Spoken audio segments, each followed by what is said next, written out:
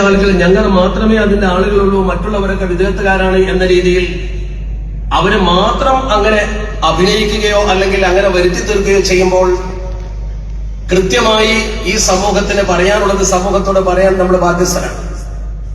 ഞാൻ ചോദിക്കട്ടെ, ജാമിയ നൂരിയ അറബി കോളേജും ആ കോളേജിന്റെ നടത്തിപ്പ് കമ്മിറ്റിയും അഖിലുസുന്നത്തി വൽ ജമാഅത്തിന് വിരുദ്ധമായി എന്താണ് ചെയ്യുന്നത്?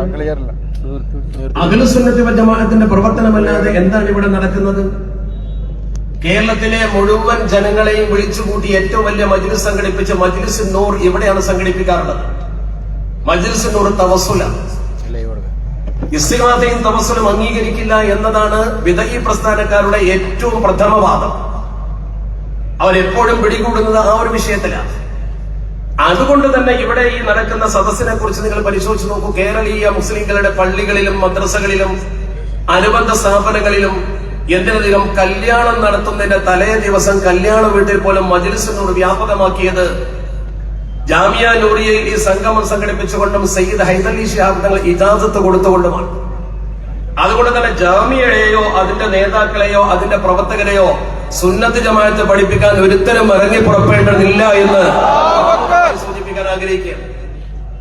അതോടൊപ്പം തന്നെ ഇവിടെ ഉണ്ടാക്കിയ ഏറ്റവും വലിയൊരു തെറ്റിദ്ധാരണ ജാമിയ നൂരിയ അറബി കോളേജ് സമസ്തയുടേതല്ലാതാകുന്നു എന്നാണ്. ആര് പറഞ്ഞു ജാമിയ നൂരിയ അറബി കോളേജ് സമസ്തയുടേതല്ല എന്ന്? സമസ്ത കേരള ജംഇയ്യത്തുൽ ഉലമക്ക് ജാമിയ ഏറ്റെടുക്കാൻ അവകാശമുണ്ട് എന്നാണ് പറയുന്നത്. ആര് പറഞ്ഞു അവകാശമില്ലെന്ന്? സമസ്ത ഏറ്റെടുത്തുകൊള്ളട്ടെ, അതിനെന്തിനാ ബേജാറാവുന്നത്? പക്ഷെ വസ്തുതകൾ എന്താണ് എന്ന് പരിശോധിക്കണം. ഞാൻ പറയുന്നത് അല്പസമയം നിങ്ങൾ കേട്ട് മനസ്സിലാക്കിയാൽ നിങ്ങൾക്കുള്ള തെറ്റിദ്ധാരണ തീരും, അവർക്കും ആ തെറ്റിദ്ധാരണ തീരും. ഈ വലിയ പുരുഷാരനോട് തടിച്ചുകൂടിയത് ഈ വിഷയങ്ങളെ കുറിച്ച് മനസ്സിലാക്കാൻ. സലീം എന്നെ നേരത്തെ വിളിച്ചു പറഞ്ഞു, മഴ വരുന്നുണ്ട്, വേഗം വന്നാലേ പ്രസംഗിക്കാൻ കഴിയുമെന്ന് പറഞ്ഞു. ഞാൻ പറഞ്ഞു, അവരോടല്ല പ്രസംഗിക്കാനുള്ളത്, ഇത് ഒളിഞ്ഞിരുന്ന് കേൾക്കുന്ന ആൾക്കാരുണ്ട്, അവരോടാണ് എനിക്ക് പറയാനുള്ളത്. ഇവർക്ക് ഇതൊന്നും പറഞ്ഞു കൊടുക്കേണ്ട ആവശ്യമില്ല, ഇവരിതൊക്കെ ബോധ്യമായ ആൾക്കാരാണ്. അതുകൊണ്ട് ഞാൻ അവരെ മനസ്സിലാക്കാൻ വേണ്ടി തെറ്റിദ്ധാരണ വരുത്തിയ ആളുകളോടാണ് ഞാൻ പറയുന്നത്. ഇവിടെ സമസ്ത കേരള ജംഇയ്യത്തുൽ ഉലമയുടെ സ്ഥാപനം എന്ന രീതിയിൽ ഒരു സ്ഥാപനത്തിൽ ഒരാളെ നിയമിക്കുക, പിരിച്ചുവിടുക, ഇത് സ്വാഭാവികമായും ഒരു കമ്മിറ്റിയുടെ ഉത്തരവാദിത്തമാണ്. എന്നാൽ സമസ്ത കേരള ജംഇയ്യത്തുൽ ഉലമയുടെ തീരുമാനമുണ്ട്. ആ തീരുമാനവും പിന്നീട് നടന്ന നടപടിക്രമങ്ങളും ഒക്കെ പരിശോധിച്ച് ഭരണഘടനയും പരിശോധിച്ച് ഒരല്പസമയം കൊണ്ട് ഞാൻ എന്റെ പ്രസംഗം അവസാനിപ്പിക്കുന്നത് ശ്രദ്ധിക്കണം. 1978 ഏപ്രിൽ മാസം 15-ാം തീയതി സമസ്ത കേരള ജംഇയ്യത്തുൽ ഉലമ മുശാവറ ഒരു തീരുമാനമെടുത്തത് വളരെ വ്യക്തമായി സമസ്തയുടെ മിനിറ്റ്സിലുണ്ട്. അതിൽ പറഞ്ഞിട്ടുള്ളത് ജാമിയ നൂരിയ അറബി കോളേജിൽ ഉസ്താദുമാരെയും പ്രിൻസിപ്പലിനെയും നിയമിക്കുന്നതും പിരിക്കുന്നതും പിരിച്ചയക്കുന്നതും സമസ്ത മുശാവറയുടെ അംഗീകാരത്തോടെ മാത്രമേ ചെയ്യാവൂ എന്ന് കോളേജ് കമ്മിറ്റിക്ക് നിർദ്ദേശം നൽകാൻ തീരുമാനിച്ചു. ഈ നിർദ്ദേശം കോളേജ് കമ്മിറ്റിയിലെ പ്രമുഖരെ ധരിപ്പിക്കുന്നതിന് കുഞ്ഞിക്കോയ തങ്ങൾ, MA അബ്ദുൽ ഖാദർ മുസ്ലിയാർ എന്നിവരെ ചുമതലപ്പെടുത്തി. തങ്ങളാണ് അതിൽ അധ്യക്ഷം വഹിച്ചത്, പുള്ളാൾ സയ്യിദ് റഹ്മാൻ കുഞ്ഞിക്കോയ തങ്ങൾ. ഇതൊരു തീരുമാനമാണ് സമസ്തയുടെ നിർദ്ദേശം കോളേജിനെ അറിയിക്കാൻ. പക്ഷെ ഈ തീരുമാനം അറിയിക്കുന്നതോടൊപ്പം തന്നെ ഇതുവരെ ഇവിടെ നടന്ന നടപടിക്രമങ്ങളെ കുറിച്ച് പരിശോധിക്കണം. ബാബക്കി തങ്ങളുടെ കാലഘട്ടം മുതൽ അവിടെ നിന്ന് ഇങ്ങോട്ട് പോന്നാൽ കൃത്യമായൊരു വിഷയം പറയുമ്പോൾ അത് ആധികാരികമായിരിക്കണം. അതുകൊണ്ട് തന്നെ വളരെ കൃത്യമായിട്ടാണ് ഞാൻ പറയുന്നത്. ജാമിയ നൂരിയ അറബി കോളേജിന്റെ ബാബക്കി തങ്ങളുടെ കാലഘട്ടം മുതലുള്ള മിനിറ്റ്സ് ഞാനിവിടെ വന്ന് പരിശോധിച്ചു. അവിടെ ആളുകളെ നിയമിക്കുന്നതിനെ കുറിച്ചും അതുപോലെ തന്നെ പിരിച്ചയക്കുന്നതിനെ കുറിച്ചുമൊക്കെ അവർ തീർത്ത തീരുമാനങ്ങളെ കുറിച്ച് വായിച്ചു. ഞാൻ മനസ്സിലാക്കുന്നത് ഈ നിർദ്ദേശം കോളേജ് കമ്മിറ്റിക്ക് കൊടുത്തപ്പോൾ ഈ കോളേജ് കമ്മിറ്റിയിൽ 11 മുശാവറ മെമ്പർമാർ അതിന്റെ എക്സിക്യൂട്ടീവ് അംഗങ്ങളാണ്. ആ എക്സിക്യൂട്ടീവ് അംഗങ്ങൾ ഇരിക്കുമ്പോഴാണ് തീരുമാനങ്ങളൊക്കെ എടുക്കുന്നത്. അതുകൊണ്ട് തന്നെ സമസ്ത കേരള ജംഇയ്യത്തുൽ ഉലമയുടെ അറിവോടെയാണല്ലോ ഈ തീരുമാനം നടക്കുന്നത്. അതുകൊണ്ട് തന്നെ ഈ തീരുമാനം സമസ്ത കേരള ജംഇയ്യത്തുൽ ഉലമയുടെ കീഴ്ഘടകമെന്ന രീതിയിൽ ഈ സ്ഥാപനം ഇതേ രീതിയിൽ ഇങ്ങനെ പോകുന്നു എന്നല്ലാതെ ഇന്നയാളെ പിരിച്ചുവിടുമ്പോഴും നിയമിക്കുമ്പോഴും സമസ്തയോട് ചോദിച്ച ഒരു പാരമ്പര്യം ഈ മിനിറ്റ്സിലൊന്നും കാണുന്നില്ല. ഈ തീരുമാനത്തിന്റെ ശേഷവും കാണുന്നില്ല. രണ്ടാമതായി ഉന്നയിക്കുന്ന ഏറ്റവും പ്രധാനപ്പെട്ട ഒരു കാര്യം, ഭരണഘടനയിൽ ഒരു വകുപ്പുണ്ട്. ആ വകുപ്പ് അനുസരിച്ച് മുശാവറ അംഗീകരിച്ചു കൊടുക്കുന്ന ആളുകളെ മാത്രമേ ജനറൽ ബോഡിയിൽ ചേർക്കാൻ പാടുള്ളൂ എന്ന്. ഇവിടെ ജനറൽ ബോഡിയിലേക്ക് ഒരാളെ മെമ്പറായി എടുക്കുമ്പോഴും അതുപോലെ തന്നെ അതിന്റെ യോഗം നടത്തുമ്പോഴും 11 മുശാവറ മെമ്പർമാർ ഇതിൽ പങ്കെടുക്കേണ്ടതാണ്, പങ്കെടുക്കാറുമുണ്ട്. ആ പങ്കെടുക്കുന്നവർ തന്നെ സമസ്ത കേരള ജംഇയ്യത്തുൽ ഉലമയുടെ മുശാവറയിലെ പ്രമുഖരായിരിക്കും. എന്ന് പറഞ്ഞാൽ പ്രസിഡന്റ് ഉണ്ടാകും, അതുപോലെ തന്നെ പ്രഗത്ഭരായ സെക്രട്ടറി ഉണ്ടാകും. ഇപ്പോൾ ഇവിടെ ഈ തീരുമാനമൊക്കെ എടുക്കുമ്പോഴും സമത്വ കേരള ജംഇയ്യത്തുൽ ഉലമയുടെ ജനറൽ സെക്രട്ടറി ഇവിടെയുണ്ട്, സമത്വയുടെ വൈസ് പ്രസിഡന്റ് ഇവിടെയുണ്ട്, പ്രധാനപ്പെട്ട ആളുകൾ ഇവിടെയുണ്ട്. ഇവരൊക്കെ അണ്ടർസ്റ്റാൻഡിംഗിൽ അറിഞ്ഞുകൊണ്ട് തന്നെ ചെയ്യുന്ന ഈ പ്രവർത്തനം സമത്വയുടെ അറിവോടെ തന്നെയാണ്. അതിലെന്താ തർക്കമുള്ളത്? ഇനി ഞാൻ പറയുന്നത് വളരെ വേഗത്തിൽ തീർക്കുന്നതിന് വേണ്ടിയാണ് പറയുന്നത്. 1973 മെയ് 8 മിനിറ്റ്സ്. ഈ മിനിറ്റ്സിൽ പറയുന്ന ഒരു കാര്യം ശ്രദ്ധിച്ചു നോക്കൂ നിങ്ങൾ. ഇതിൽ പറയുന്നത് 8/5/73 കോളേജ് ബിൽഡിംഗിൽ വെച്ച് ഇതിന്റെ യോഗം ചേരുന്നു. പ്രസിഡന്റ് സയ്യിദ് ഉമർ ബാഫഖി തങ്ങളുടെ അധ്യക്ഷതയിലാണ് യോഗം ചേരുന്നത്. ഞാൻ ഈ പഴയ കാര്യം പറയുന്നത്, തെറ്റിദ്ധാരണ പരത്തിയ ചില ആളുകളുണ്ട്. ഭരണഘടനയൊക്കെ വായിച്ച് സമൂഹത്തിൽ ചിലതൊക്കെ പ്രകടിപ്പിച്ച ആളുകളുണ്ട്. അവരെങ്കിലും ഒന്ന് കൃത്യമായി മനസ്സിലാക്കാൻ വേണ്ടി മാത്രമാണ് പറയുന്നത്. രേഖയുള്ളത് ഞാൻ പറയുന്നു. ഇതിലൊരു തീരുമാനം വർക്കിംഗ് കമ്മിറ്റിയിലേക്ക് ചില ആളുകൾ എടുക്കാനും ഒഴിവാക്കാനും തീരുമാനം ഇതിലുണ്ട്. എന്നിട്ടൊരു വാക്ക് പറയുന്നുണ്ട്, താഴെ പറയുന്നവരെ വർക്കിംഗ് കമ്മിറ്റി മെമ്പർമാരാക്കുവാനുള്ള തീരുമാനം തീരുമാനിച്ചു എന്നർത്ഥം. എന്നിട്ട് പിന്നീട് പറയുന്നുണ്ട്, ഈ താഴെ പറയുന്ന ആളുടെ പേര്, അവരെ എങ്ങനെയാണ് മുഷാവറിലേക്ക് എടുത്തത് എന്ന രീതി നോക്കണം നിങ്ങൾ. ഈ മുഷാവറ മെമ്പർമാരടക്കമുള്ള ആളുകളുള്ള ഈ ഭരണസമിതി എങ്ങനെയാണ് ഇവരെ എക്സിക്യൂട്ടീവിലേക്ക് എടുത്തത് എന്ന തീരുമാനം ഇതിൽ എഴുതിയിട്ടുണ്ട്. ഞാൻ വായിക്കുന്ന ഓരോരുത്തരും നോക്കൂ. ജനാബ് സയ്യിദ് മുഹമ്മദ് അലി ശിഹാബ് തങ്ങൾ പാണക്കാട്, സയ്യിദ് അലി ബാഫഖി തങ്ങൾ കൊയിലാണ്ടി, CKP ചെറിയ മമ്മൂക്കൈ തലശ്ശേരി, ഹാജി കടവത്ത് ഹൈദു ഹാജി പാണ്ടിക്കടത്ത് ഹൈദുവാജിയ, KB മുഹമ്മദ് എന്ന കുഞ്ഞിപ്പ ഹാജി പട്ടിക്കാട്, കുഞ്ഞാപ്പ ഹാജി കുഞ്ഞിപ്പ ഹാജി എന്ന് എഴുതിയിട്ടുള്ളത്. അതുപോലെ തന്നെ മറ്റൊന്ന് കൊടശ്ശേരി കുഞ്ഞാപ്പ ഹാജി, C അയമുട്ടി ഹാജി.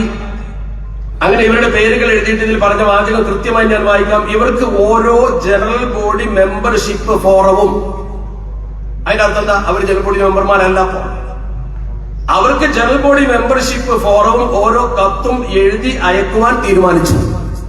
അപ്പോൾ അവരെ ഡയറക്റ്റ് ജനറൽ ബോഡിയിലേക്ക് എടുക്കുക, എന്നിട്ട് അവർ എക്സിക്യൂട്ടീവിലേക്ക് എടുക്കുക. ആ സന്ദർഭത്തിൽ സമത്വ മുഷാവറയോട് ചോദിച്ചായിട്ട് മിനിറ്റ്സിലില്ല. സമസ്തക്ക് നേരത്തെ ലിസ്റ്റ് കൊടുത്തിട്ടില്ല. അവരെ ജനറൽ ബോഡി മെമ്പർമാരാക്കാൻ തീരുമാനിച്ചു. ഈ മിനിറ്റ്സിന്റെ ഒരു ഭാഗത്തും അത് കാണുന്നില്ല. അവർ സമത്വ കേരള ജംഇയ്യത്തുൽ ഉലമ പറയുന്ന ആളുകളെ മാത്രമേ ഇതിൽ ചേർക്കാൻ പാടുള്ളൂ എന്ന് ഭരണഘടനയിൽ കൃത്യമായി പറയുന്നു. എന്തുകൊണ്ട് ഇതിൽ കാണുന്നില്ല? 11 മുഷാവറ മെമ്പർമാർ അവിടെ ഉണ്ടാകും. അവരറിഞ്ഞുകൊണ്ടാണ് ഈ പ്രവർത്തനം ചെയ്യുന്നത്. ഇന്നേ വരെ അതിനെ ചോദ്യം ചെയ്യുന്ന സമീപനം സമത്വ മുഷാവറിൽ നിന്നുണ്ടായിട്ടുമില്ല. അതുകൊണ്ട് തന്നെ രണ്ടു കൂട്ടരും ജാമിയ കമ്മിറ്റിയിലുണ്ട്. മുഷാവറിലെ 11 പേർ പ്രമുഖരായ മറ്റുള്ള ആളുകളും അവർ കൂടി ആലോചിച്ച് തീരുമാനമെടുക്കുന്നു. മാത്രമല്ല ഇതിൽ പറയുന്ന ഒരു കാര്യം കൂടി നോക്കൂ നിങ്ങൾ.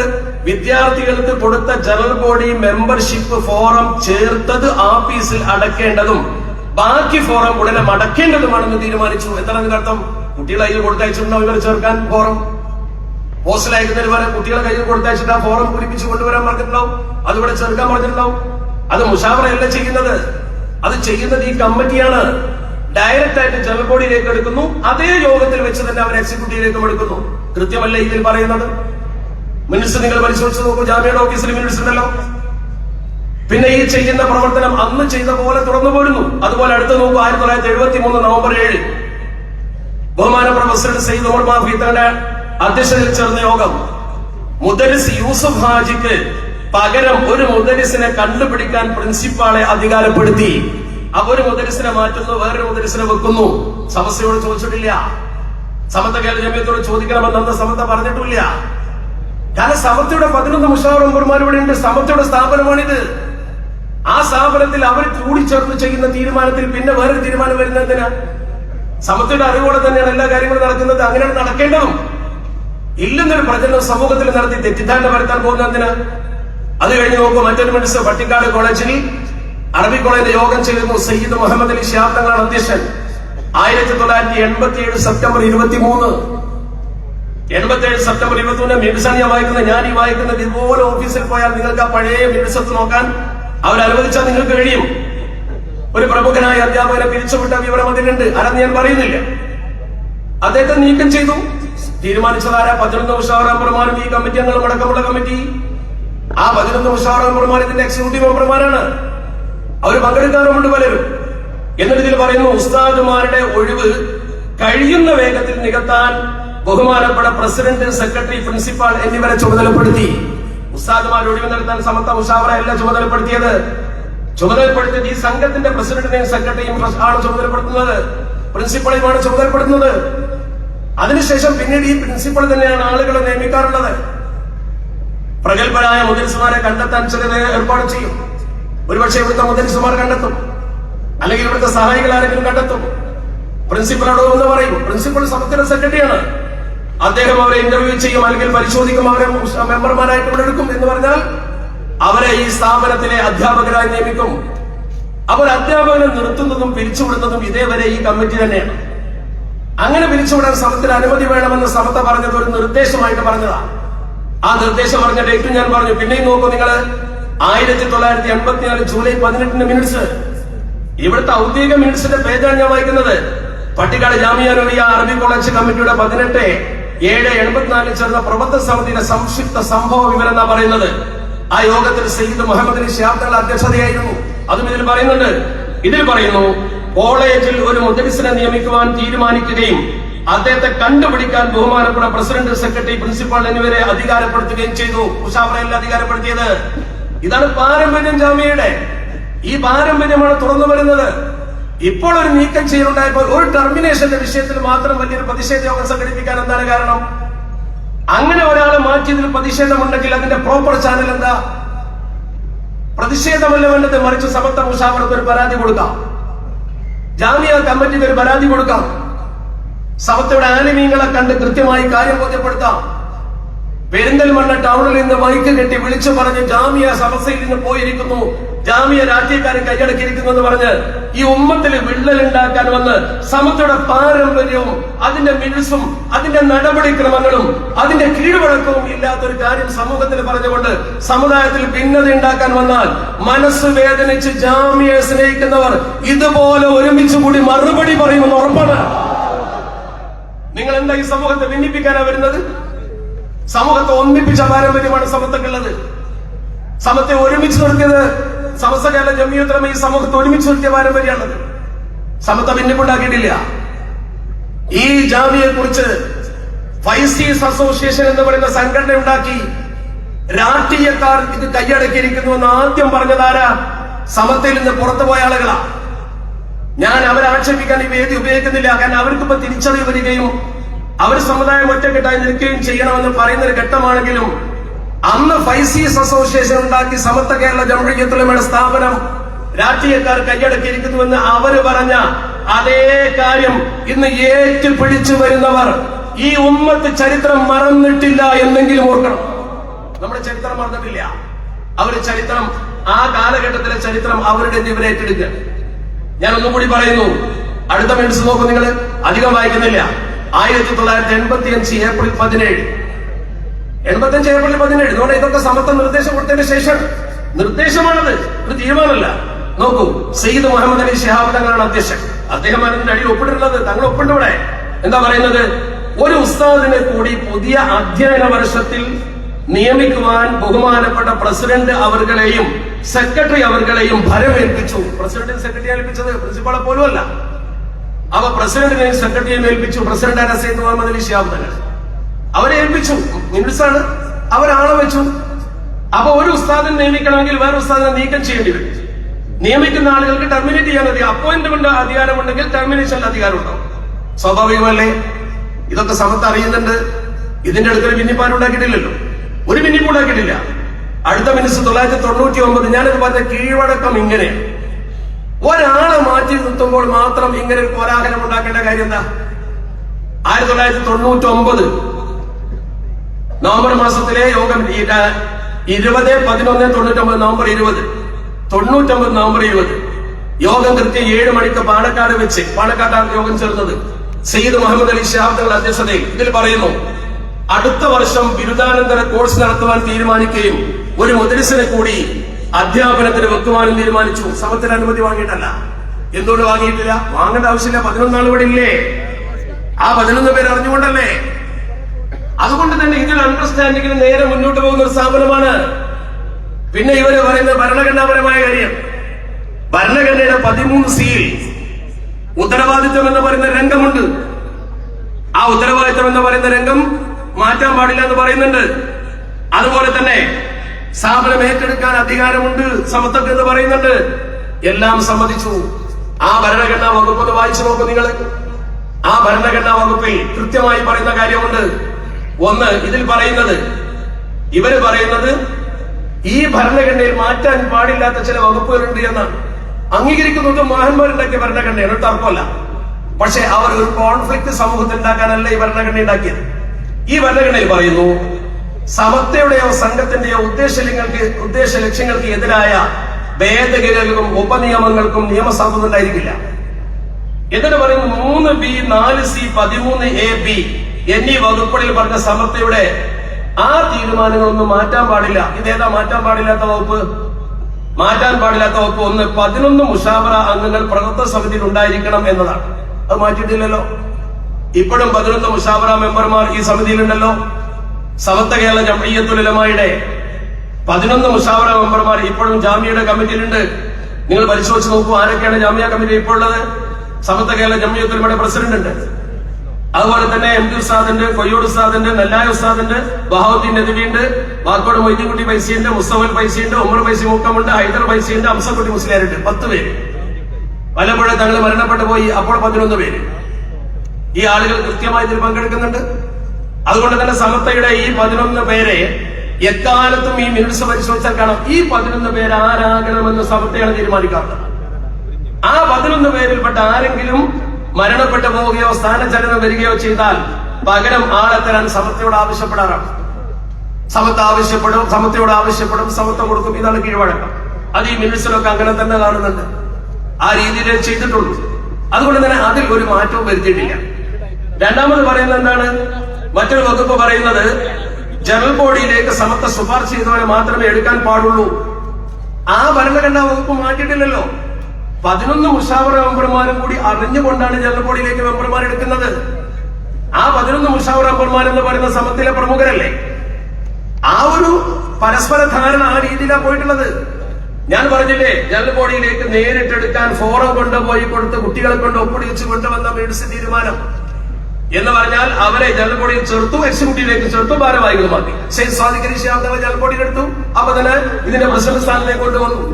കീഴ്വഴക്കങ്ങളൊക്കെ നോക്കും നിങ്ങൾ. അന്നും ഈ 11ഓളം മുഷാവറ മെമ്പർമാർ ഇത് അറിയുന്നുണ്ട്. ഇതിലൊന്നും സമൂഹത്തിന്റെ അഭിപ്രായത്തിൽ ഉണ്ടായിട്ടില്ല. സമത്വം അറിയാത്തൊരു കാര്യം നടക്കുന്നില്ല. 11 മുഷാവറ മെമ്പർമാർ കൃത്യമായി ഇതിന്റെ കമ്മിറ്റിയിലുള്ളപ്പോൾ ഇതിന്റെ ചലന നിശ്ചലനങ്ങൾ മുഴുവൻ സമത്വക്കറിയാം. പിന്നെ ഇതിൽ പറയുന്ന പ്രധാനപ്പെട്ട ഒന്നെന്താ? ഇതിൽ പറയുന്ന പ്രധാനപ്പെട്ട ഒന്ന്, സംഘത്തിന്റെ ഉത്തരവാദിത്തങ്ങളെ സംബന്ധിച്ചുള്ള വ്യവസ്ഥയിൽ യാതൊരു മാറ്റവും വരുത്താൻ പാടില്ല. സംഘത്തിന്റെ ഉത്തരവാദിത്തം എന്ന് പറയുന്നത് എന്താ? ചില ഘട്ടങ്ങളിൽ എന്നാൽ ഈ തീരുമാനങ്ങൾ മാറ്റിയിട്ടുണ്ടല്ലോ. ഉദാഹരണം പറയാം. അതിൽ പറയുന്നത് എന്താ? ഉത്തരവാദിത്തങ്ങൾ എന്ന് പറയുന്ന 13ാം ഖണ്ഡികയിൽ പറയുന്നത്, അസോസിയേഷന്റെ കീഴിലുള്ള കോളേജിൽ സമത്വ കേരള ജംഇയ്യത്തുൽ ഉലമയുടെ വിദ്യാഭ്യാസ കരിക്കുലം അല്ലാത്ത മറ്റൊന്നും അനുവദിക്കാൻ പാടില്ലാത്തതാകുന്നു. സമത്വയുടെ കരിക്കുലമല്ലാത്ത ഒന്നും ഈ സംഘത്തിന്റെ കീഴിൽ നടത്താൻ പാടില്ല. ഇവിടെ മാത്രമല്ല, ഒന്നുകൂടി പറയുന്നുണ്ട്, സമത്വയുടെ ഉദ്ദേശങ്ങളും ലക്ഷ്യങ്ങളും മാത്രമേ അസോസിയേഷന്റെ കീഴിലുള്ള എല്ലാ സ്ഥാപനങ്ങളിലും സ്വീകാര്യമാകാൻ പാടുള്ളൂ, സ്വീകാര്യമായിരിക്കുകയുള്ളൂ എന്നർത്ഥം. അപ്പൊ ജാമിയ നൂരിയ കമ്മിറ്റി കീഴിലുള്ള എല്ലാ സ്ഥാപനത്തിലും സമത്വയുടെ കരിക്കുലം മാത്രമേ പഠിപ്പിക്കാൻ പാടുള്ളൂ. പിന്നെ എങ്ങനെ എഞ്ചിനീയറിംഗ് കൂടെ തുടങ്ങിയത്? ഈ വകുപ്പ് മാറ്റാനും പറ്റൂല. പക്ഷെ ഇതേ ആളുകൾ ഈ സമത്വയുടെ 11 പേരും സമത്വ കേരള ജംഇയ്യത്തുൽ ഉലമയുടെ വിദ്യാഭ്യാസ ബോർഡും ജാമ്യയുടെ കമ്മിറ്റിയും ഒക്കെ കൂടിച്ചേർന്ന് എഞ്ചിനീയറിംഗ് കോളേജ് നടത്താൻ തീരുമാനിച്ചപ്പോ ഈ ഭരണഘടനയിൽ തുടക്കം മുതലുള്ളത്, മാറ്റാൻ പാടില്ല എന്ന് പറഞ്ഞ ഈ ഭരണഘടനയിലുള്ളത് F വരെയുള്ള ഉദ്ദേശ ലക്ഷ്യങ്ങളാണ്. F വരെയുള്ള എന്താണ് ഈ മാറ്റാൻ പാടില്ല എന്ന് പറയുന്ന ഭരണഘടന? ആ ഭരണഘടനയിൽ പറയുന്നത് സമത്വയുടെ കരിക്കുലമല്ലാതെ ഈ സ്ഥാപനത്തിൽ ഒന്നും പഠിപ്പിക്കാൻ പാടില്ല. അപ്പോൾ ഈ രണ്ടു കൂട്ടർ സമത്വയും ജാമ്യയും കൂടിച്ചേർന്ന് തീരുമാനമെടുക്കും. അപ്പൊ ഈ എഫിന് ശേഷം G എന്ന് പറയുന്ന ഒരു ഉപവകുപ്പ് കൂട്ടിച്ചേർന്നു. നേരത്തെ ഉള്ളതിനേക്കാൾ 6, 7 ആക്കി. നേരത്തെ 6 ഉള്ളൂ. A, B, C, D, E, F. ഒരു G കൂട്ടിച്ചേർന്നു. ആ G കൂട്ടിച്ചേർത്ത് എങ്ങനെ? അതിനുവേണ്ടി ഒരു ഇംഗ്ലീഷ് ഭരണഘടന ഉണ്ടാക്കി. ആ ഭരണഘടന ഓഫീസിലുണ്ട്. എന്താ ഭരണഘടനയിൽ പറയുന്നത്? To start and run institution for imparting education general and technical. ജനറലും ടെക്നിക്കലുമായ വിദ്യാഭ്യാസ സ്ഥാപനം തുടങ്ങുന്നതിന് വേണ്ടിയുള്ള ആവശ്യമായ കാര്യങ്ങൾ ചെയ്യാൻ, ഇൻസ്റ്റിറ്റ്യൂട്ട് പ്രദാനം ചെയ്യാൻ to all sections of society irrespective of religion, caste and creed and help national development.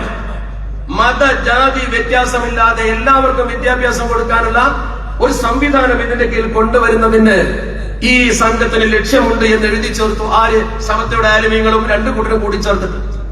നിങ്ങൾ മാറ്റാൻ പാടില്ല എന്നുള്ള ഭരണഘടനയിൽ മാറ്റിയത്. അത് ഓരോ സാഹചര്യങ്ങളിലും ആലിമീങ്ങൾ കൂടി ചേരുമ്പോൾ സമത്വയുടെ അനുമതിയോടുകൂടി അങ്ങനെയുള്ള മാറ്റങ്ങൾ സംഭവിക്കും. അതിനെന്താ കുഴപ്പം? അതിന് നമ്മൾ ഇടപെടേണ്ട കാര്യമില്ലല്ലോ. അത് ആലിമീങ്ങൾ കൂടി തീരുമാനിച്ച് അവർ ചെയ്യുന്നതാ. എ.ടി. മുസ്ലിംക്ക് അറിയില്ലേ, ഇതിന്റെ ഭരണഘടനയിലെ പ്രധാനപ്പെട്ട 13ാം വകുപ്പിൽ എഴുതി ചേർത്തിരിക്കുന്നത് സമത്വയുടെ കരിക്കുലം അല്ലാതെ ഒന്നും ഇതിലോ ജാമ്യയുടെ കീഴിലുള്ള സ്ഥാപനത്തിലോ നടത്താൻ പാടില്ല. എന്നിട്ട് ഈ ഭരണഘടനാ വകുപ്പിൽ മാറ്റിയത് മാറ്റാതെ വിദ്യാഭ്യാസ ബോർഡിൽ ഭൗതിക സ്ഥാപനം തുടങ്ങാൻ സൗകര്യമുണ്ട്. അങ്ങനെ തുടങ്ങാത്ത എന്തേ? ജാമ്യ അതിൽ കൂടുന്നത് കൊണ്ട് ഭരണഘടനയിൽ മാറ്റം വരുത്തി സമർപ്പിക്കേണ്ടി വരുമെന്നതുകൊണ്ട് മാറ്റുകയല്ല, ശരിക്കും കൂട്ടിച്ചേർത്തു. മാറ്റി എന്ന് പറയുന്നതിനേക്കാൾ നല്ലത് കൂട്ടിച്ചേർത്തു എന്ന് പറയാം. കൂട്ടിച്ചേർക്കുമ്പോഴും ഉദ്ദേശ ലക്ഷ്യത്തിൽ കൂടിച്ചേരലല്ലേ. അത് ആലിമീങ്ങൾ കൂടിച്ചേരി ചെയ്യും. പിന്നെ ഇവര് പറയുന്നത് വലിയ ഭീഷണിയായി സമൂഹത്തോട് പറയുന്നത് എന്താ? ജാമ്യന് വല്ല ക്രമക്കേടും കണ്ടാൽ ഏറ്റെടുക്കാൻ സമത്വ മുഷാവറക്ക് അധികാരമുണ്ട്. അത് പറഞ്ഞ് പഠിപ്പിക്കുന്നതിന് സമത്വ കേരള ജമിയത്തുലമ ഏറ്റെടുത്തോട്ടെ, എന്താ കുഴപ്പം? പക്ഷെ നിങ്ങൾ ഭരണഘടന മുഴുവൻ വായിച്ചിട്ടുണ്ടാവില്ല. ഉസ്താദുമാർ ഒരു അനീതി ചെയ്യുകയോ അല്ലെങ്കിൽ ഒരു സ്ഥാപനം നല്ല നിലക്ക് പോകുന്നതിന് ഇല്ലാതാക്കുകയോ ചെയ്യോ? എത്ര ലക്ഷമാണ് ഇവിടെ ഒരു ദിവസം ചെലവെന്നറിയോ? ഇതെല്ലാം കൂടി സമത്വം ഏറ്റെടുത്ത് ചെലവൊക്കെ വഹിക്കുമോ? അതുകൊണ്ട് തന്നെ ഭരണഘടനയിൽ എഴുതി വെച്ചാൽ എന്താ? കൃത്യമായി ഞാൻ പറയാം. പ്രവർത്തക സമിതി മെമ്മോറാണ്ടത്തിൽ പ്രസ്താവിച്ച ഉദ്ദേശ ലക്ഷ്യത്തിൽ നിന്ന് വ്യതിചലിക്കുകയോ, ഇവിടെ വ്യതിചലിച്ചിട്ടില്ല. ഇനി വ്യതിചലിക്കുകയോ സമത്വയുടെ ലക്ഷ്യങ്ങൾക്ക് വിപരീതമായി വല്ലതും പ്രവർത്തിക്കുകയോ, സമത്വന്റെ ലക്ഷ്യങ്ങൾക്ക് വിപരീതമായി ഇവിടെ എന്ത് സംഭവിച്ചു പറ? ഇവിടെ എന്താണ് സംഭവിച്ചത്? സമത്വയുടെ ഉദ്ദേശ ലക്ഷ്യങ്ങൾക്ക് വിരുദ്ധമായി അങ്ങനെ വല്ലതും സംഭവിച്ചാൽ അത് നോക്കാൻ സമത്വയുടെ ആലിമീങ്ങൾ ഉണ്ടല്ലോ. അവര് 11 പേര് സമിതിയിലുണ്ടല്ലോ, അവര് മുഷാവറയിലുമുണ്ടല്ലോ. അവര് പറഞ്ഞാൽ സമൂഹം അംഗീകരിക്കും. നിങ്ങൾ 4 ആള് വന്ന് മൈക്ക് കെട്ടി പറഞ്ഞാൽ സമുദായം അതിന് പുല്ലുവില കൽപ്പിക്കുകയില്ല. നിങ്ങളല്ലാതെ പറയേണ്ട അതോറിറ്റിയാ പറയേണ്ടത്. ഉസ്താദുമാര് പറയേണ്ട കാര്യം നമ്മൾ മൈക്ക് കെട്ടി പറഞ്ഞാൽ എങ്ങനെയാ? ഞാനിത് പറയാൻ ഇവരോട് ചോദിച്ചത് പഠിച്ച് മനസ്സിലാക്കിയിട്ടാ പറയുന്നത്. പക്ഷെ നമ്മളല്ലത് തീരുമാനിക്കേണ്ടത്. സമത്വ കേരള ജമിയത്തുലമ ഏറ്റെടുക്കുകയാണെങ്കിൽ ആർക്കാ പരാതിയുള്ളത്? പക്ഷെ സമത്വം എന്താ എഴുതി വെച്ചില്ല നോക്കണം. ഭരണനിർവഹണത്തിൽ സംഘത്തിന്റെ ഈ ഭരണഘടനയ്ക്കെതിരായി വല്ലതും പ്രവർത്തിക്കുകയോ ചെയ്യുന്ന പക്ഷം ഒന്നും പ്രവർത്തിച്ചില്ല. ഇനി പ്രവർത്തിച്ചാൽ പ്രവർത്തക സമിതിയെ സസ്പെൻഡ് ചെയ്യുവാനും ഭരണം ഏറ്റെടുക്കുവാനും സമത്വയുടെ മുഷാവറ യോഗത്തിന് അധികാരം ഉണ്ടായിരിക്കുന്നതാണ്. അപ്പൊ സമത്വം ഏറ്റെടുത്തുന്നിരിക്കട്ടെ, ഇനി എന്താ ചെയ്യേണ്ടത്? ഏറ്റെടുത്താൽ മതിയോ? ഭരണഘടന എന്താ പറയുന്നത്?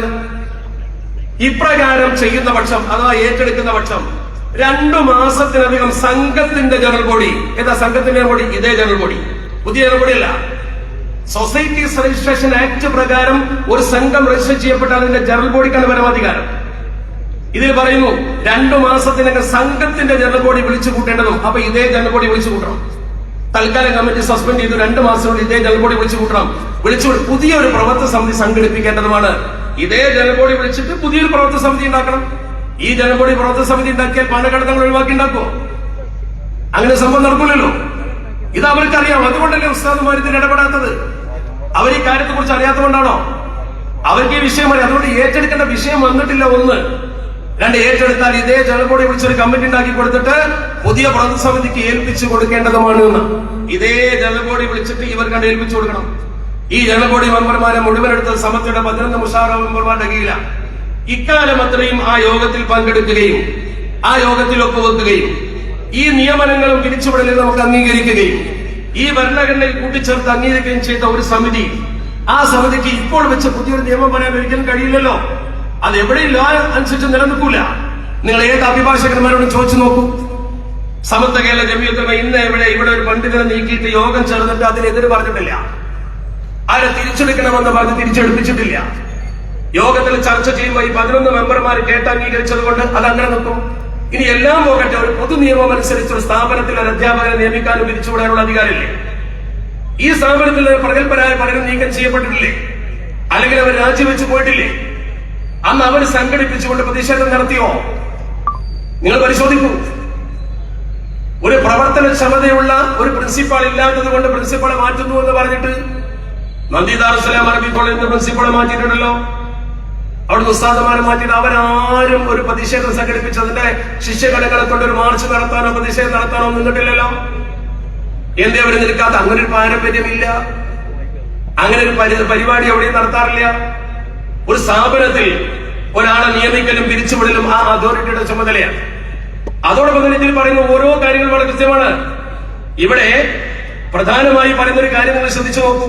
ഈ സ്ഥാപനത്തിന്റെ പ്രസിഡന്റ്, ആ പ്രസിഡന്റിന്റെ അധികാരം ഇതിൽ പറയുന്നുണ്ട്, പ്രവർത്തക സമിതിയുടെ അധികാരം പറയുന്നുണ്ട്, ജനറൽ ബോഡിയുടെ അധികാരം പറയുന്നുണ്ട്. അധികാരങ്ങളും ചുമതലകളും പ്രസിഡന്റിന്റെ അധികാരം എന്താ? ഇതേ ഭരണഘടനയിൽ പറയുന്നുണ്ടല്ലോ, പ്രവർത്തക സമിതിയുടെ തീരുമാനങ്ങൾക്കനുസരിച്ച് ഉദ്യോഗസ്ഥന്മാരെ നിയമിക്കുകയും പിരിച്ചുവിടുകയും ചെയ്യുക. ഇത് പ്രസിഡന്റിന്റെ അധികാരമാണ്. പ്രസിഡന്റിന്റെ അധികാരത്തിൽ എഴുതി വെച്ചതാ. ഇത് ഭരണഘടനയിലുള്ളതാ. ഞാൻ കൃത്യമായി വായിച്ചു തരാം. പ്രസിഡന്റിന്റെ അധികാരം, പ്രസിഡന്റിന് താഴെ കാണിച്ച അധികാരങ്ങൾ ഉണ്ടായിരിക്കും. ആര് പ്രസിഡന്റാണ്? ജാമ്യയുടെ പ്രസിഡന്റിന് എന്താ അധികാരം? പ്രവർത്തക സമിതി യോഗത്തിൽ അധ്യക്ഷം വഹിക്കുക, യോഗ തീരുമാനങ്ങളിൽ ഒപ്പുവെക്കുക, സംഘത്തിന്റെ ഭരണഘടനയ്ക്ക് അനുയോജ്യമായ ഉപദേശ നിർദ്ദേശങ്ങൾ നൽകുക, യോഗങ്ങൾ ചേരാൻ നോട്ടീസ് നൽകുന്നതിന്റെ സെക്രട്ടറിക്ക് ഉത്തരവ് നൽകുക, പ്രവർത്തക സമിതിയുടെ തീരുമാനങ്ങൾക്കനുസരിച്ച് ഉദ്യോഗസ്ഥന്മാരെ നിയമിക്കുകയും പിരിച്ചുവിടുകയും ചെയ്യുക. സമത്വ കേരള ജമിയത്തിലൂടെ മുഷാവറയുടെ തീരുമാനത്തിനനുസരിച്ച് ഉദ്യോഗസ്ഥന്മാരെ നിയമിക്കുകയും പിരിച്ചുവിടുകയും ചെയ്യുക എന്നല്ല. ജാമിയ എക്സിക്യൂട്ടീവിന്റെ പ്രവർത്തക സമിതിയുടെ തീരുമാനം അനുസരിച്ച് ഒരാളെ നിർത്താൻ പിരിച്ചുവിടാം. എന്തിനു പിരിച്ചുവിട്ടു നമ്മൾ ചോദിക്കേണ്ട കാര്യമില്ല, അത് അവർക്ക് ബോധ്യപ്പെട്ടതാ. നമ്മൾ എന്തുകൊണ്ട് ചോദിക്കുന്നത്? 11 മുഷാവറ മെമ്പർമാർ അതിലുണ്ട്. അതുകൊണ്ട് തന്നെ ഒരു കമ്മിറ്റി എടുത്ത തീരുമാനം അവർക്ക് അന്തിമമാണ്. ആ തീരുമാനത്തെ നമ്മൾ ചോദ്യം ചെയ്യേണ്ട കാര്യമില്ലല്ലോ. അതുകൊണ്ട് തന്നെ ഇവരെടുത്ത തീരുമാനം ഇതനുസരിച്ചുള്ള തീരുമാനമാണ്. ഇതിൽ പറയുന്ന വകുപ്പ് തന്നെയാണ് സമത്വ ശരിയാവണ്ണം ശുപാർശ ചെയ്യുന്ന മെമ്പർമാരെ മാത്രമേ ജനറൽ ബോഡിയിൽ ചേർക്കാൻ പ്രവർത്തക സമിതിക്ക് അധികാരമുള്ളൂ. ആ പ്രവർത്തക സമിതിയിൽ സമത്വയുടെ 11 മെമ്പർമാരുള്ളത് കൊണ്ട് അവർ കൂടി ആലോചിച്ചിട്ടാണ് ജനറൽ ബോഡി ആളുന്നത്. അവർ അംഗീകരിച്ചതാണത്. ഒരു എതിർപ്പും ഒരു ഒബ്ജക്ഷനും അവരെ ജനറൽ ബോഡിയിൽ പറ്റില്ല എന്ന് പറയുന്ന ഒരു നിർദ്ദേശവും ജാമ്യാനൂരേക്ക് ഇതുവരെ സമത്വം കൊടുത്തിട്ടില്ല. അപ്പൊ സമത്വം ചെയ്യാത്ത, സമത്വയുടെ ആലിമ്യങ്ങൾ ചെയ്യാത്ത അവർക്കിതൊക്കെ അറിയാവുന്ന കാര്യമാണ്. എന്നിട്ട് ഞങ്ങൾക്ക് മുഷാവറയിൽ പ്രതീക്ഷയുണ്ട്. മുഷാവറയിൽ പ്രതീക്ഷയുണ്ടെന്ന് പെരിന്തൽമണ്ണ വന്ന് മൈക്കിലിട്ടി പറയേണ്ട കാര്യമില്ല. മുഷാവറയിൽ പ്രതീക്ഷ ഉണ്ടെങ്കിൽ കത്ത് കൊടുത്താൽ മതി, അവരുടെ ഒരു ഉപദേശം തേടിയാൽ മതി. ജാമ്യ കമ്മിറ്റിക്ക് ഒരു കത്ത് കൊടുക്കാമായിരുന്നല്ലോ, നിങ്ങൾക്ക് പാണക്കാട് തങ്ങളെ കാണാമായിരുന്നല്ലോ. ഒന്നും ചെയ്യാതെ നിങ്ങൾ പരസ്യമായി സമൂഹത്തിൽ വിഭാഗീയ പ്രവണതയാണ് ഉണ്ടാക്കിയത്. നിങ്ങൾ സമൂഹം ഇത്രത്തോളം പ്രകോപിതരാകുമെന്ന് കരുതിയില്ല. ഒരു കാര്യം നിങ്ങൾ മനസ്സിലായിക്കോ, ജാമിയ ജനമനസ്സുകളിൽ അടിവേറുറച്ച പ്രസ്ഥാനമാണ്. അതിനെ ബാധിക്കുന്ന എന്തെങ്കിലും ഒരു തൊട്ടുകളി നടത്തിയാൽ സമുദായം ഇളകുകയും പ്രതികരിക്കുകയും ചെയ്യും. ഈ മണിമുറ്റത്തെ മുഴുവൻ ജനങ്ങളും വന്നു ചേരുന്നത് വലിയ പോസ്റ്റർ അടിച്ചിട്ടും വലിയ പ്രചരണം നടത്തിയിട്ടുമല്ല. വർഷാവർഷം ജാമ്യയിലേക്ക് ഒഴുകുന്നത് പോലെ കേരളത്തിലെ ഒരു സ്ഥാപനത്തിലേക്കും ആളുകൾ ഒഴുകുന്നില്ല. എന്നാൽ ഫൈസിമാർക്ക് ഒരു ക്രെഡിബിലിറ്റി ഉണ്ട്. ഈ ബിരുദത്തിന് സമൂഹം വലിയ അംഗീകാരം കൊടുക്കുന്നുണ്ട്. ആ അംഗീകാരത്തെ പോലെ സമൂഹത്തിൽ ഇല്ലാതെയാക്കി മഹല്ലുകളിൽ ഇവരോട് അവമതിപ്പുണ്ടാക്കുന്ന പണി എന്തിനാ ചെയ്യാൻ പോകുന്നത്? ഇതിനെക്കുറിച്ച് അഭിഭാഷകന്മാരോട് ചോദിച്ചു നോക്കൂ നിങ്ങൾ. ആളെ വെക്കാനും പിരിച്ചുവിടാനും ഇൻഡിപെൻഡന്റ് ഐഡന്റിറ്റി ജാമ്യക്ക് ഉണ്ട്. ഇൻഡിപെൻഡന്റ് ഐഡന്റിറ്റി ഉണ്ട്. അണ്ടർ കൺട്രോൾ ഓഫ് സമത്വ അത് പാലിക്കുന്നുണ്ട്. 11 പേർ അറിയുന്നുണ്ട്. ഇത് തന്നെയാണ് ഇതിന്റെ ഭരണഘടനാ വകുപ്പ്. ഇതുവരെ ഒരാളെ പിരിച്ചുവിടുമ്പോഴോ അതല്ലെങ്കിൽ ഒരാളെ നിയമിക്കുമ്പോഴോ ഒരു ജനറൽ ബോഡി മെമ്പർ നിയമിക്കുമ്പോഴോ സമത്വ മുഷാവറ തീരുമാനം എടുത്തിട്ട് നിങ്ങൾ വെച്ചാൽ മതി എന്ന് സമത്വം പറഞ്ഞിട്ടില്ല. എന്തുകൊണ്ട്? സമത്വക്കറിയാം പ്രമുഖരായ പ്രസിഡന്റും ബന്ധപ്പെട്ടവരൊക്കെ ഇവിടെ ഉണ്ടാവും. ഇപ്പൊ ഈ വിഷയത്തിൽ ബഹുമാനപ്പെട്ട സമത്വയുടെ ജനറൽ സെക്രട്ടറി ഇവിടെ ഉണ്ടല്ലോ. ആ ഉസ്താദുമാരെക്കാൾ മുകളിലേക്ക് പോയിക്കൊണ്ട് സമൂഹത്തിൽ അഭിപ്രായ വ്യത്യാസം ഉണ്ടാക്കാൻ ആര് വന്നാലും ശരി, വ്യക്തിപരമായി നമുക്ക് അവരോടൊരു വിദ്വേഷവുമില്ല. അവർ ഈ ചെയ്യുന്ന പ്രവർത്തനം സമുദായത്തിന്റെ ഐക്യത്തെ ബാധിക്കുന്ന പ്രവർത്തനമായിരിക്കും. നിങ്ങൾ ചെയ്ത പ്രവർത്തനങ്ങളെ കുറിച്ചൊക്കെ നമുക്ക് കൃത്യമായി അറിയാമല്ലോ. അതുകൊണ്ട് തന്നെ നമ്മുടെ സമുദായത്തിൽ ഇന്ന് നിലനിൽക്കുന്ന ഈ ഐക്യപ്രവണതയെ തകർക്കാൻ എന്തിനാണ് മുന്നോട്ട് വരുന്നത്?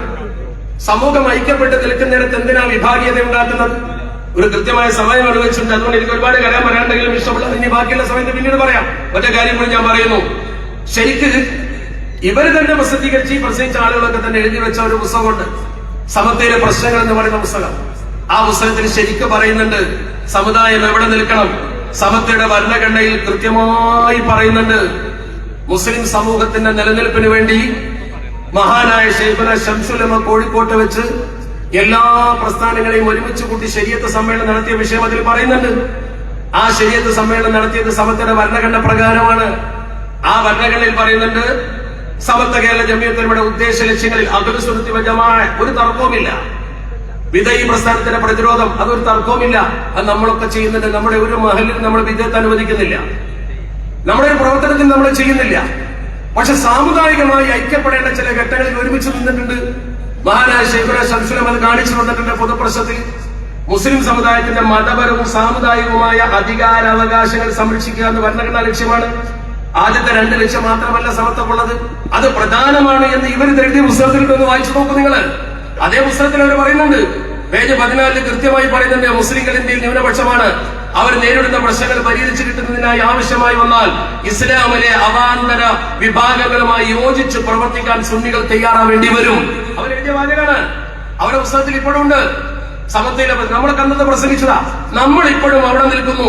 അന്ന് അതിനെ എതിർത്ത ആളുകൾ മറുപക്ഷത്ത് പോയി സമത്വയുടെ പേരും പറഞ്ഞ് അവരെ കുറ്റപ്പെടുത്തിക്കൊണ്ടല്ല പറയുന്നത്, നമ്മളും വിഭാഗീയതനാക്കുന്നില്ല. പക്ഷെ അവരെന്താണോ അന്ന് പറഞ്ഞത് അത് നമ്മളെ കൂടെ നിൽക്കുന്ന ആളുകൾ ഇന്ന് പറയാൻ തുടങ്ങിയിരിക്കുന്നു. 89 ആവർത്തിക്കാനാണ് ശ്രമമെങ്കിൽ ആ ശ്രമത്തെ ചെറുത്ത് തോൽപ്പിക്കാൻ മുസ്ലിം ഉമ്മത്ത് സജ്ജമാണ് എന്ന് പറയാനാണ് ഞാൻ ആഗ്രഹിക്കുന്നത്. ആ ശ്രമം നടക്കൂല. 89 നിങ്ങൾ ആവർത്തിക്കാനാണ് ശ്രമിക്കുക. 89 പോയ ആളുകൾ എന്താണോ പറഞ്ഞത് അതേ വാചകമാണ് ഇപ്പോഴും പറഞ്ഞുകൊണ്ടിരിക്കുന്നത്. അതേ വാചകം. അവരാണ് ആദ്യമായി സമത്വയെ രാഷ്ട്രീയവൽക്കരിച്ചു എന്ന് ആദ്യമായി പറഞ്ഞത് അവരാണത് പറഞ്ഞത്. സമത്വയെ രാഷ്ട്രീയവൽക്കരിച്ചു എന്ന് ആദ്യം പറഞ്ഞത് അവരാണ്. ആദ്യം പറഞ്ഞത് സമത്വ കേരള ജംഇയ്യത്തുൽ ഉലമയെ മുസ്ലിം ലീഗിന്റെ ആലയിൽ കൊണ്ടുപോയി കെട്ടിയത്. ഇത് രാഷ്ട്രീയ സമ്മേളനമാണ് എന്ന് ഇന്നലെ എഴുതിയ ആൾക്കാർ അന്ന് അവർ പറഞ്ഞ അതേ വാചകമാണ് പറയുന്നത്. അതേ വാചകം ഞാൻ പറഞ്ഞില്ലേ, അവര് മുമ്പ് പറഞ്ഞ വാചകത്തിന്റെ തെളിവുകൾ നമ്മുടെ മുമ്പിലുണ്ട്. നിങ്ങൾ വായിച്ചു നോക്കൂ. കൃത്യമായി അവർ ഫൈസീസ് അസോസിയേഷൻ രൂപീകരിച്ചുകൊണ്ട് ഈ സമൂഹത്തോട് പറഞ്ഞ എന്തേ ഈ ജാമിയ നൂരിയ അറബി കോളേജിന് തറക്കല്ലിടുന്ന സമയത്ത് ആ തറക്കല്ലിടൽ കർമ്മത്തിന് നേതൃത്വം കൊടുത്ത ബഹുമാനപ്പെട്ട പാണക്കാട് സെയ്ദ്, കോഴിക്കോട്ടെ ബഹുമാനപ്പെട്ട സെയ്ദ് തങ്ങളടക്കമുള്ള ആളുകളുണ്ടല്ലോ, ചെറുകുഞ്ഞിക്കോയ തങ്ങൾ.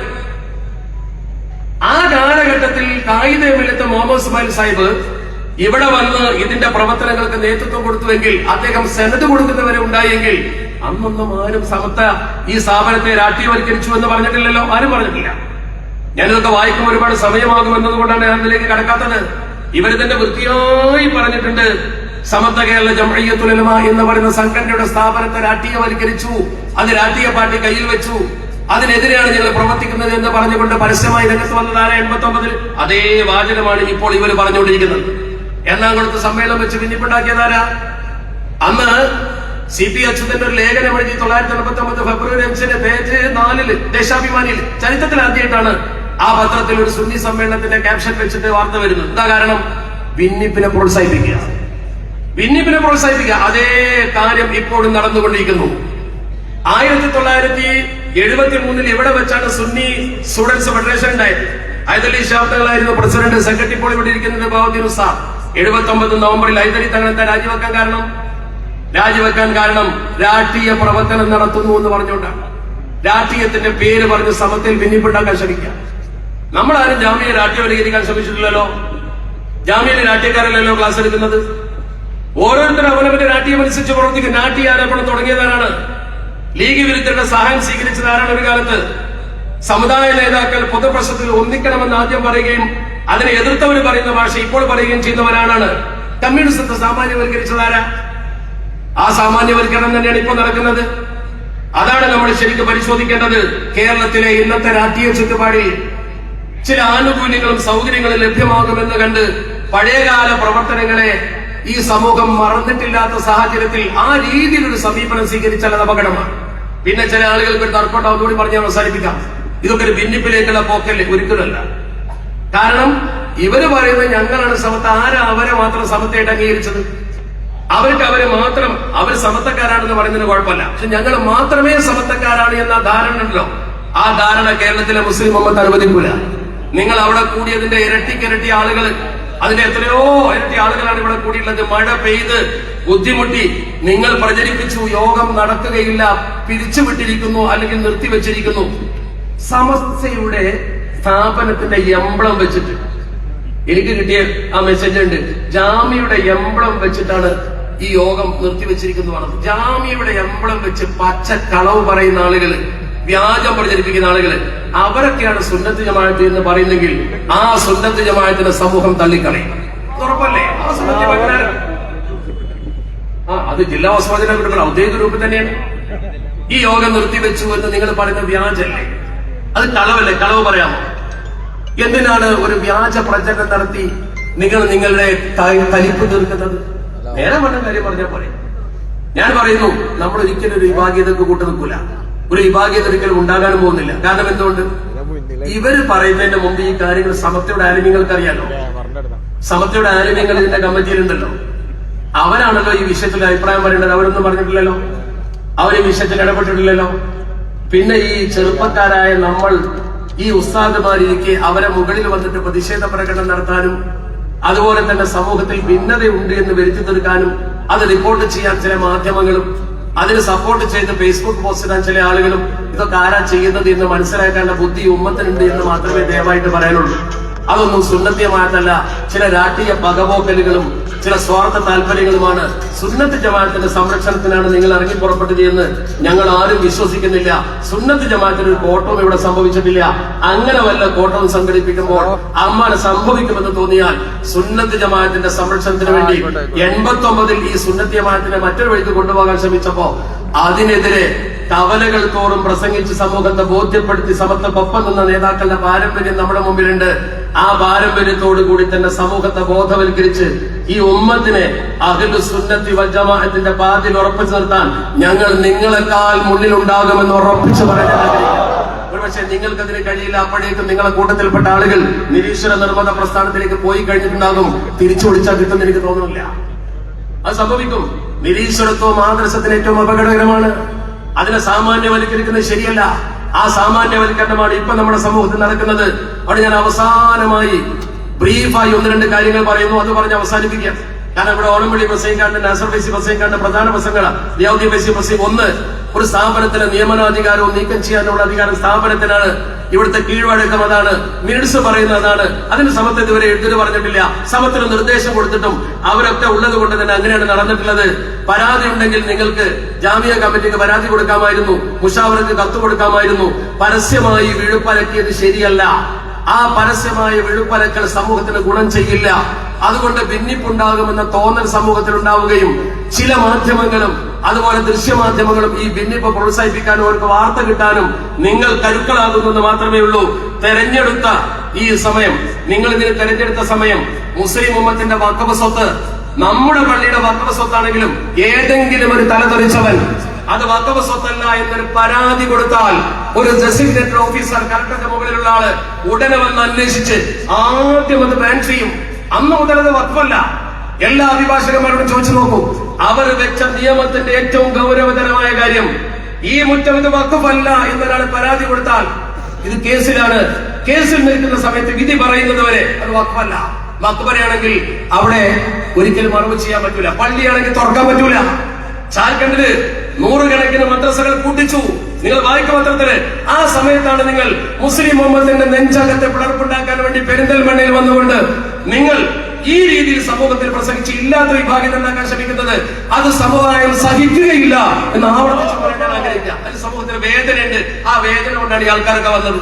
ആ വേദനയാണ് ഈ ആൾക്കാർ പ്രകടിപ്പിച്ചത്. ആ മനോവേദനയാണ് ജാമ്യയുടെ മുറ്റത്ത് തലം കെട്ടി നിൽക്കുന്നത്. നിങ്ങളെടുത്ത സമയം ശരിയായില്ല.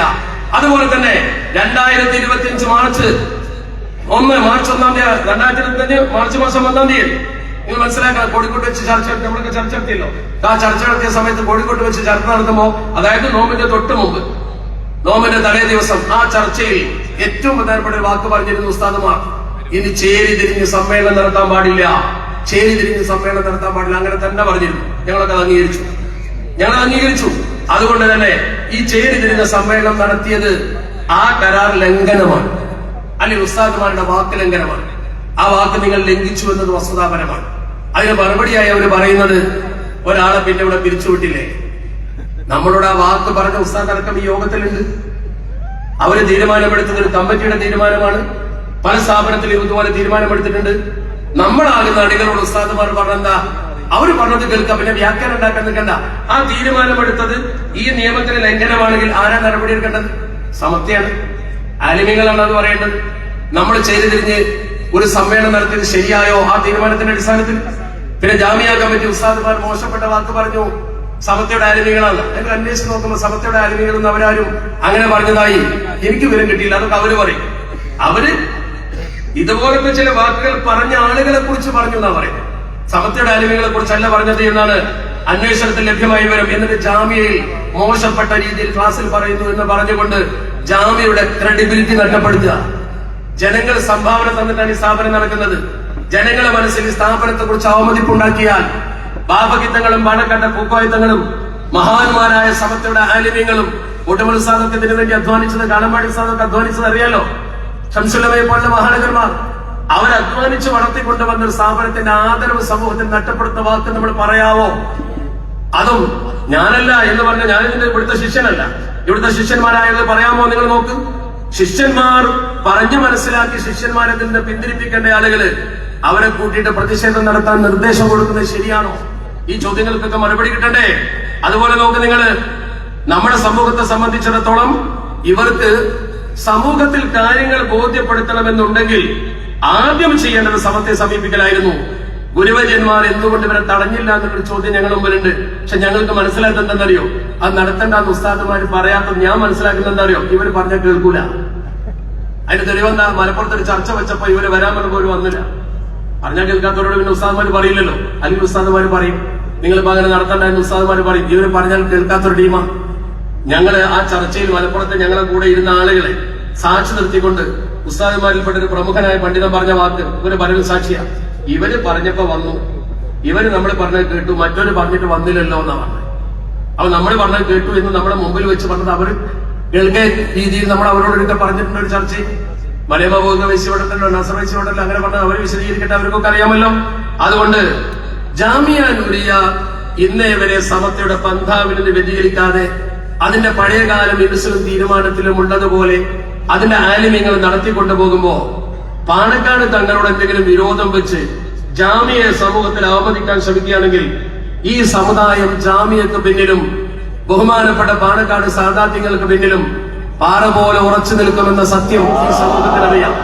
അതിനെ നിങ്ങൾ രാഷ്ട്രീയ പേരിട്ട് വിളിച്ചാലും ഇതിനെ രാഷ്ട്രീയ സമ്മേളനമാക്കിയാലും സമൂഹം അത് അംഗീകരിക്കുന്നില്ല. ഈ സോഷ്യൽ മീഡിയ ഒക്കെ വരുന്നതിന്റെ മുമ്പ് തന്നെ ഇതിനുവേണ്ടി പ്രവർത്തിച്ച ധാരാളം ആളുകൾ ഇവിടെ ഉണ്ട്. ഫേസ്ബുക്ക് ഒക്കെ 2004 തുറക്കുന്നത്. 2004 മുമ്പ് ജാമ്യല്ലേ?